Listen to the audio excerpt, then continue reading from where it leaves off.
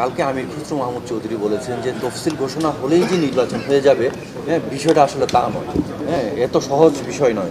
এই বিষয়ে আপনারা আসলে কি কিভাবে দেখছেন বিষয়টা? প্রতিবাদে একটু সংযুক্ত করি যে বিএনপি কি বেসিক্যালি নির্বাচনে আসবে কিনা, আসলে তারা কি চাচ্ছে? 2024 সালের বাংলাদেশের জাতীয় সংসদ নির্বাচন নিয়ে ভারতের কূটনৈতিক তৎপরতা বেশ লক্ষণীয়।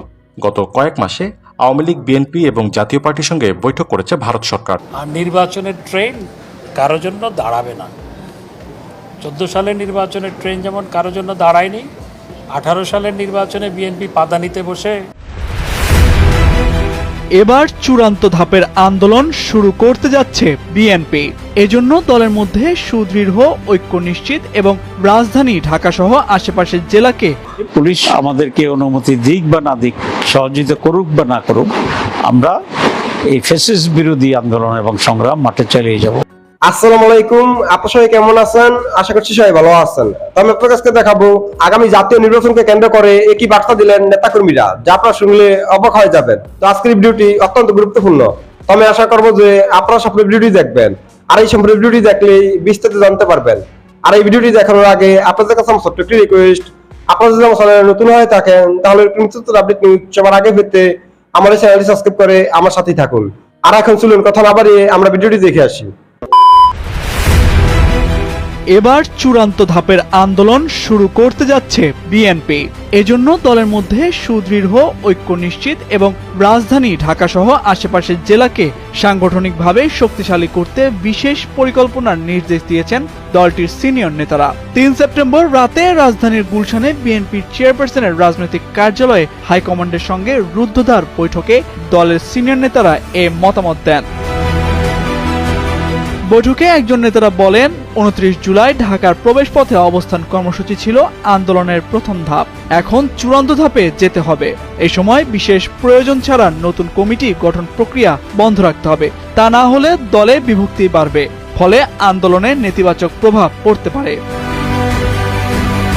জানা গেছে, দ্বাদশ জাতীয় সংসদ নির্বাচনের তফসিল ঘোষণার আগেই চলমান সরকার পতন আন্দোলনকে সফল পরিণতির রূপ দেওয়ার জন্যই বেশিরভাগ নেতা মত দিয়েছেন। এজন্য সচিবালয়, নির্বাচন কমিশন এবং প্রধানমন্ত্রীর কার্যালয় ঘেরাওয়ের মতো কর্মসূচি আসতে পারে।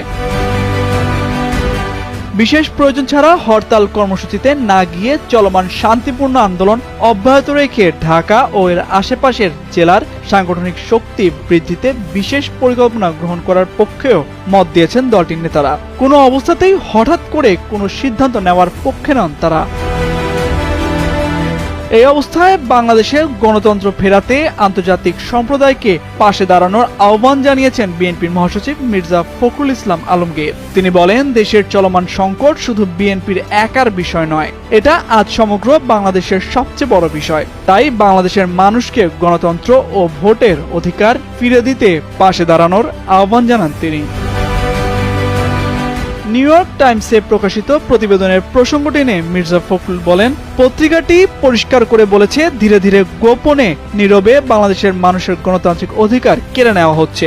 এই অবস্থা থেকে আমাদের বেরিয়ে আসতে হবে, এর কোনো বিকল্প নেই বলেও মন্তব্য করেন বিএনপি মহাসচিব। এদিকে আওয়ামী লীগের সাধারণ সম্পাদক এবং সড়ক পরিবহন ও সেতুমন্ত্রী ওবায়দুল কাদের বলেছেন, বিএনপি মহাসচিবের বক্তব্যে তথাকথিত আন্দোলনে আন্তর্জাতিক সংস্থাসমূহের কাছে করুণা ভিক্ষার মধ্য দিয়ে তাদের রাজনৈতিক দেউলিয়াত্বের বহিঃপ্রকাশ ঘটেছে। একটি রাজনৈতিক দল কতটুকু দেউলিয়া ও নির্লজ্জ হলে এই ধরনের অবিবেচনা প্রসূত আবেদন জানাতে পারে। 2024 সালের বাংলাদেশের জাতীয় সংসদ নির্বাচন নিয়ে ভারতের কূটনৈতিক তৎপরতা বেশ লক্ষণীয়। গত কয়েক মাসে আওয়ামী লীগ, বিএনপি এবং জাতীয় পার্টির সঙ্গে বৈঠক করেছে ভারত সরকার। এর মধ্যে বিএনপি ঢাকায় অবস্থিত ভারতীয় দূতাবাসে বৈঠক করেছে। একই সঙ্গে আওয়ামী লীগ ও জাতীয় পার্টির প্রতিনিধি দল নিজ নিজ বৈঠক করতে দিল্লি সফর করেছেন। 1 দশকেরও বেশি সময়ের মধ্যে ভারত এবং বাংলাদেশের বিরোধী দলগুলোর সঙ্গে এই ধরনের বৈঠকের ঘটনা এবারই প্রথম দেখা গিয়েছে। বাংলাদেশের সরকার ও আগামী নির্বাচন প্রসঙ্গে ভারতের অবস্থান নিয়ে দ্য ডিপ্লোম্যাটে একটি নিবন্ধ প্রকাশিত হয়েছে। ভারতের অবস্থান ক্ষমতাসীন আওয়ামী লীগের উপর কী প্রভাব ফেলতে পারে সেটির একটি আকার এই নিবন্ধে দেয়া রয়েছে। আগামী সংসদ নির্বাচনকে সামনে রেখে চলতি বছরে বিজেপি নেতৃত্বাধীন ভারত সরকার বাংলাদেশের জাতীয়তাবাদী দল এবং জাতীয় পার্টির সঙ্গে বৈঠক করেছে। গত মার্চে বিএনপির একই প্রতিনিধি দল বাংলাদেশের ভারতের হাইকমিশনার প্রণয় ভার্মার সঙ্গে দেখা করা ছাড়াও জাতীয় পার্টির একটি প্রতিনিধি দল আগস্টের শুরুর দিকে ভারত সফর করে। গত কয়েক দশকের মধ্যে বাংলাদেশের সরকার বিরোধী দলের মধ্যে এই ধরনের কর্মকাণ্ড এই প্রথমেই দেখা গিয়েছে। বিএনপি ও জাতীয় পার্টির সঙ্গে ভারত যদি নিয়ম রক্ষার খাতিরেও কোনো বৈঠক করে থাকে, তারপরেও এটিকে একটি বড় পরিবর্তন হিসেবে গণ্য করা যেতে পারে। ভারতীয় পররাষ্ট্র মন্ত্রণালয় অবশ্য বলছে, নয়াদিল্লির প্রতি বিএনপির নীতিতে কোনো স্পষ্ট পরিবর্তনের বিশ্বাসযোগ্য প্রমাণ দেখতে পাচ্ছে না ভারত। তবে আরেকটি বিষয় হলো, গত জুলাইয়ে ইউরোপীয় ইউনিয়নের নির্বাচনের অনুসন্ধান মিশন জামাতে ইসলামীর সঙ্গে একটি সংলাপ শুরু করলেও প্রতিক্রিয়া দেখানোর ক্ষেত্রে ভারতকে সংযত থাকতে দেখা গেছে। ভারতের পররাষ্ট্র মন্ত্রণালয় যদিও সংশ্লিষ্ট সম্পর্কিত কোনো বিবৃতি দেয়নি, তবে মজার বিষয় হচ্ছে ভারতীয় রাজ্যগুলোর অনেক আঞ্চলিক পত্রিকা জামাতের সঙ্গে বৈঠকের সমালোচনা করে নিবন্ধই প্রকাশ করা হলেও ভারতের নেতৃস্থানীয় জাতীয় গণমাধ্যমগুলো এ বিষয়ে কোনো মন্তব্য করেনি। এটা অনুমান করা ভুল হবে না যে ইউই এবং জামাত মিথস্ক্রিয়া সম্পর্কে ভারত কোনো মন্তব্য না করে বরং নীরবতা পালন করেছে। গত 3 আগস্ট ভারতীয় পররাষ্ট্র মন্ত্রণালয়ের সাপ্তাহিক ব্রিফিংয়ে মুখপাত্র অরিন্দম বাগচি জোর দিয়ে বলেন, বাংলাদেশের জাতীয় নির্বাচন সহিংসতামুক্ত এবং যথাযথ গণতান্ত্রিক প্রক্রিয়ায় নিশ্চিত করতে ভারত আগ্রহ দেখিয়েছে। এই দৃষ্টিভঙ্গি মার্কিন অবস্থানের সঙ্গে সঙ্গতিপূর্ণ। এছাড়া যুক্তরাজ্যের গণমাধ্যমের দ্য টেলিগ্রাফের প্রতিবেদন অনুযায়ী ভারত ও মার্কিন যুক্তরাষ্ট্রের নিরাপত্তা সংস্থাগুলোর নির্বাচনের বিষয়ে বৃহত্তর ঐক্যমত তৈরির যে বৈঠক করেছে তার প্রতিফলন দেখা যাচ্ছে। বলা যায়, 2018 সালে বাংলাদেশের জাতীয় নির্বাচনের সময় ভারত যে নীতি গ্রহণ করেছিল, এবার তা থেকে অনেকটাই পরিবর্তন আসতে পারে। সে সময় নির্বাচন নিয়ে ভারত এবং যুক্তরাষ্ট্রের মনোভাবে বড় যে পার্থক্য ছিল, 2018 সালে নির্বাচনের আগে হয়রানি, ভীতি প্রদর্শন এবং সহিংসতা সহ নির্বাচন প্রক্রিয়া নিয়ে উদ্বেগ প্রকাশ করেছিল যুক্তরাষ্ট্র। 2018 সালের নির্বাচনে জয়ী হওয়ার জন্য শেখ হাসিনাকে মোদির দ্রুত অভিনন্দন জানানোর বিষয়টিকে তখন অনেকটাই হালকা করে দিয়েছিল। ফলে আওয়ামী লীগও আন্তর্জাতিক ধাক্কা থেকে বেঁচে গিয়েছিল সে যাত্রায়। এতে কোনো সন্দেহ নেই যে মোদি হাসিনার বন্ধুত্বের কারণে ভারত বাংলাদেশ সম্পর্কের একটি সোনালী অধ্যায় হিসেবে বর্ণনা করা হয়েছে। শেখ হাসিনার শাসন আমলে ভারত প্রতিবেশে এমন একটি সরকারকে খুঁজে পেয়েছে যে সন্ত্রাস বিরোধী, তবে ভারত বিরোধী নয়, এবং ভারতের উত্তর পূর্বাঞ্চলীয় পরিস্থিতির উন্নতির জন্য অত্যন্ত গুরুত্বপূর্ণ।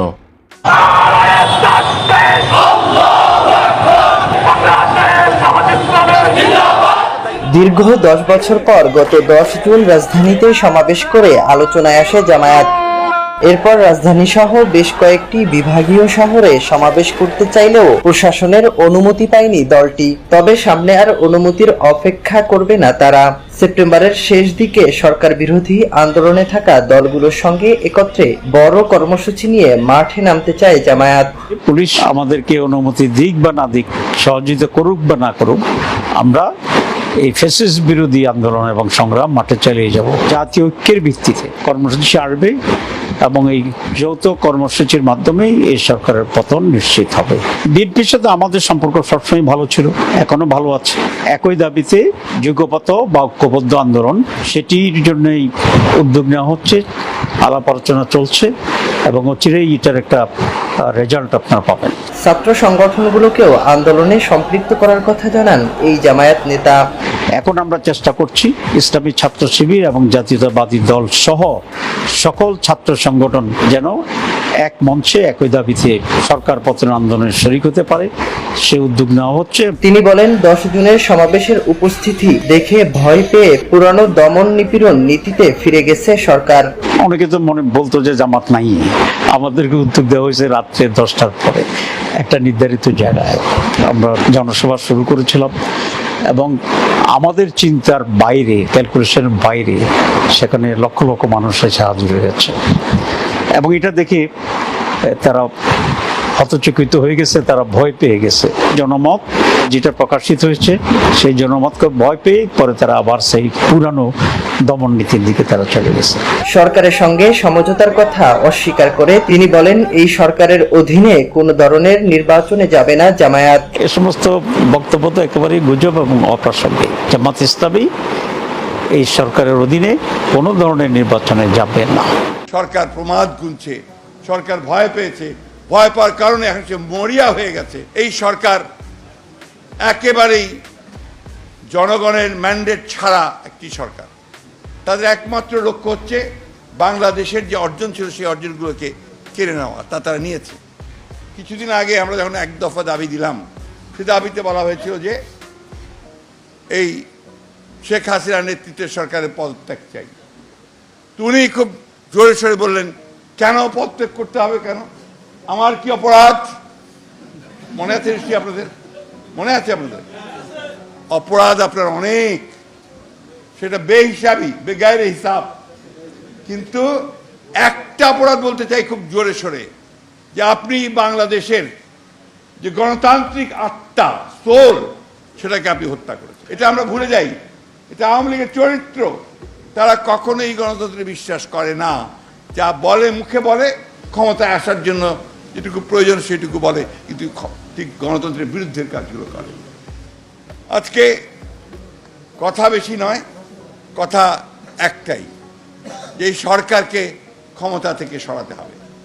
এই সরকারকে পরাজিত করে জনগণের একটি সরকারকে নিয়ে আসতে হবে। বন্ধুগণ, আজকে তারা যে একটা লক্ষ্য নিয়েছে, সেই লক্ষ্যটা কি, যে যাই গণতন্ত্রের জন্য কথা বলবে, যাই দেশের পরিবর্তনের কথা বলবে, যাই তাদের বিরুদ্ধে কথা বলবে, তাদের বিরুদ্ধেই তারা মামলা হামলা করে তাদেরকে জেলে পুরে তাদেরকে তারা বিরত রাখার চেষ্টা করবে।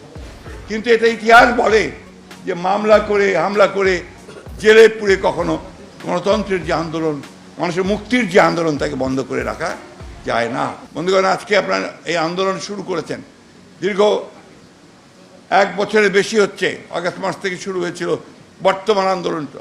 এই আন্দোলনে আপনারা এমন একটা পর্যায়ে নিয়ে গেছেন যে এখন সরকার প্রমাদ গুনছে, সরকার ভয় পেয়েছে, ভয় পাওয়ার কারণে এখন সে মরিয়া হয়ে গেছে। কিভাবে এই সমস্ত গণতন্ত্রের সৈনিকদেরকে পর্যদস্ত করা যায়, তাদের আটকে রাখা যায়। আজকে যখন কিছুদিন আগেও তারা বলেছে বিএনপি নাই, আজকে যখন দেখছে যে বিএনপি মাটি ফুঁড়ে বেরোচ্ছে, তখন তারা আবার প্রমাদ গুনতে শুরু করেছে। সেই জন্যই আজকে আমাদের একটাই মাত্র লক্ষ্য, যে আজকে আমাদের এই আন্দোলনকে, আমাদের এই সংগ্রামকে আমাদেরকে বিজয়ের অর্জন করেই আমাদেরকে ফিরে আসতে হবে। এর আগে কোনো রকম ফিরে আসার কোনো সুযোগ নেই। কালকে আমির খসরু মাহমুদ চৌধুরী বলেছেন যে তফসিল ঘোষণা হলেই যে নির্বাচন হয়ে যাবে, বিষয়টা আসলে তা নয়। এত সহজ বিষয় নয়। এই বিষয়ে আপনারা আসলে কি বলবেন, মানে কিভাবে দেখছেন বিষয়টা? প্রতিবাদে একটু সংযুক্ত করি যে বিএনপি কি বেসিক্যালি নির্বাচনে আসবে কিনা, আসলে তারা কি চাচ্ছে? আসলে বিএনপি তো চায় দেশের নির্বাচনী ব্যবস্থাটাকে ভণ্ডুল করতে, যেটি 14 সালে চেষ্টা করেছিল, ব্যর্থ হয়েছে। এইবার সেই চেষ্টা করলে জনগণ কঠোর হস্তে দমন করবে, আর আমরা আওয়ামী লীগ বসে থাকব না। বাংলাদেশে বেশিরভাগ মানুষ আওয়ামী লীগকে সমর্থন করে, তারা বাংলাদেশের সেই মানুষগুলো বসে থাকবে না। আর নির্বাচনের ট্রেন কারো জন্য দাঁড়াবে না। 14 সালের নির্বাচনের ট্রেন যেমন কারো জন্য দাঁড়ায়নি, 18 সালের নির্বাচনে বিএনপি পাদানিতে বসে নির্বাচনের ট্রেনে চড়েছিল। আমরা আশা করব এবার নির্বাচনের ট্রেনে তারা ভালোভাবে বসবে। আর তারা যদি নাও চড়ে নির্বাচনী ট্রেনে, নির্বাচন যথাসময়ে অনুষ্ঠিত হবে। ওনাদের কোন নেতা কী বলে এতে কিচ্ছু আসা যায় না। নির্বাচনে জনগণ অংশগ্রহণ করলো কিনা সেটি হচ্ছে মুখ্য। যদি জনগণ ব্যাপকভাবে নির্বাচনে অংশগ্রহণ করে, তাহলেই সেটি একটি গ্রহণযোগ্য নির্বাচন হয়। ইনশাল্লাহ তাদের বর্জন সত্ত্বেও যেভাবে সিটি কর্পোরেশন নির্বাচনে জনগণ ব্যাপকভাবে অংশগ্রহণ করেছে, আগামী নির্বাচন যদি তারা বর্জন করে, আশা করব তারা অংশগ্রহণ করবে। যদি বর্জনও করে, জনগণের ব্যাপক অংশগ্রহণ থাকবে। তো আমি আশা করছি যে আপনারা সব ভিডিওটি দেখেছেন। তো আপনাদের যদি বিষয়টি নিয়ে কোনো মতামত থাকে, আমাকে অবশ্যই কমেন্টে জানাবেন। আর আপনারা যদি আমার চ্যানেলে নতুন হয়ে থাকেন, তাহলে আমার এই চ্যানেলটি সাবস্ক্রাইব করে আমার সাথেই থাকুন। তো দেখা হচ্ছে পরবর্তী ভিডিওতে। সে পর্যন্ত সবাই ভালো থাকবেন, সুস্থ থাকবেন। আল্লাহ হাফেজ।